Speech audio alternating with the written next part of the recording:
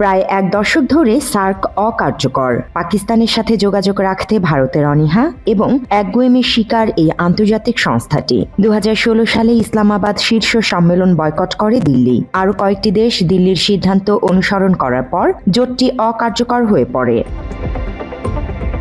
কিন্তু দক্ষিণ এশিয়ার বিশাল সম্ভাবনাকে ভারতের কাছে চিরতরে জিম্মি করে রাখা যাবে না। সম্ভবত এই কারণেই পাকিস্তান, চীন ও বাংলাদেশ একটি নতুন আঞ্চলিক ব্লক গঠনের সম্ভাবনা নিয়ে কাজ শুরু করেছে। এ সম্পর্কিত সাম্প্রতিক প্রতিবেদনগুলি ভারত সহ বেশ কয়েকটি অঞ্চলে যথেষ্ট উত্তেজনা তৈরি করেছে, যেখানে পর্যবেক্ষকরা অনুমান করছেন এই তিন দেশ ভারত ছাড়া একটি প্ল্যাটফর্ম গঠনের কথা ভাবছে।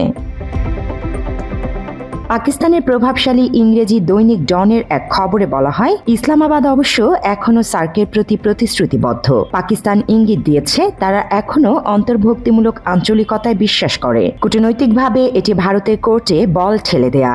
এখন নয়াদিল্লির উপর নির্ভর করছে তারা ফোরামটিকে পুনরুজ্জীবিত করবে নাকি তার একগুঁয়েমির কারণে এই আঞ্চলিক জোটটিকে খণ্ডিত হতে হবে। ভারতের এই একগুঁয়েমি দক্ষিণ এশিয়ার অব্যবহৃত সম্ভাবনা উন্মোচনের পথকে গত কয়েক বছর ধরেই বন্ধ করে রেখেছে। এ অঞ্চলের অর্থনৈতিক ও সাংস্কৃতিক সমৃদ্ধির জন্য সার্ক একটি প্রতিশ্রুতিশীল প্ল্যাটফর্ম হতে পারত, কিন্তু এটি আসিয়ানের মতো সফল হয়নি। মাত্র 30% টাকায় জমির মালিক হয়ে নতুন বাংলাদেশের গড়ে তোলার স্বপ্ন দেখা বাংলা বসতি। সার্কের সনদ অনুসারে সরকার বা রাষ্ট্রপ্রধান পর্যায়ের শীর্ষ সম্মেলনে সব সদস্য রাষ্ট্রের অংশগ্রহণ বাধ্যতামূলক। 2016 সালে ইসলামাবাদ শীর্ষ সম্মেলন বয়কট করার সময় ভারত এই সুযোগটি কাজে লাগায়। সম্ভবত নয়াদিল্লিকে মনে করিয়ে দেওয়া উচিত 1990-এর দশকে এমন একটি সময় ছিল যখন পাকিস্তান 2016 সালে যা করেছিল তা করতে পারত, কিন্তু সে সময় তারা বিচক্ষণতার পরিচয় দেয়। 1995 সালে ভারত ও পাকিস্তানের মধ্যে উত্তেজনা চরমে থাকাকালীন তৎকালীন প্রধানমন্ত্রী বেনজির ভুট্টো নয়াদিল্লিতে 8ম সার্ক শীর্ষ সম্মেলনে যোগ দিতে চাননি। তার পরবর্তীতে ওই সময়ের প্রেসিডেন্ট ফারুক লেঘারিকে পাঠানো হয়েছিল, যা জোটের প্রতি ইসলামাবাদের প্রতিশ্রুতিবদ্ধতার প্রতিফলন ঘটায়। আজ পাকিস্তান সার্কের প্রতি তার মনোভাব পুনর্ব্যক্ত করছে।